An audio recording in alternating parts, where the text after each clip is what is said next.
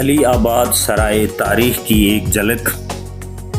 وادی کشمیر کے برف پوش پہاڑوں اور سرسبز وادیوں کے درمیان ایک قدیم عمارت آج بھی خاموش کھڑی ہے، وقت کے بے شمار طوفان سہتے ہوئے۔ یہ ہے علی آباد سرائے۔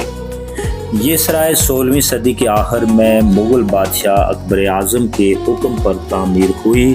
بعد میں شہنشاہ جہانگیر نے اپنے نامور گورنر علی مردان خان کے ذریعے اس کی مرمت اور تزئین کروائی، اور یوں یہ علی آباد سرائے کے نام سے مشہور ہوئی۔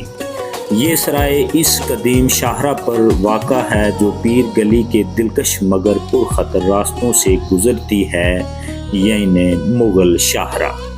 قافلے جب اس کٹھن سفر پر نکلتے تو یہ سرائے ان کے لیے سکون، تحفظ اور مہمان نوازی کا مرکز بن جاتی۔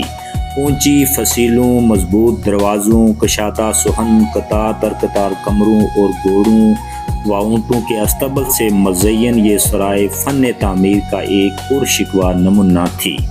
یہاں مسافر تھکن اتارتے، تاجر کاروباری منصوبے بناتے اور قافلے اپنی داستانیں سناتے۔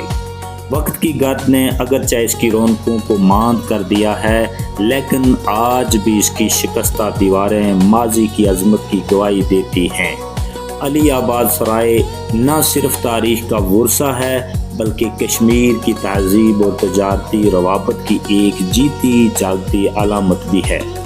یہ سرائے آج بھی ہمیں یہ پیغام دیتی ہے کہ عمارتیں ٹوٹ سکتی ہیں، بوسیدہ ہو سکتی ہیں، مگر ان میں بسنے والی کہانیاں اور یادیں ہمیشہ زندہ رہتی ہیں۔ بہت بہت شکریہ۔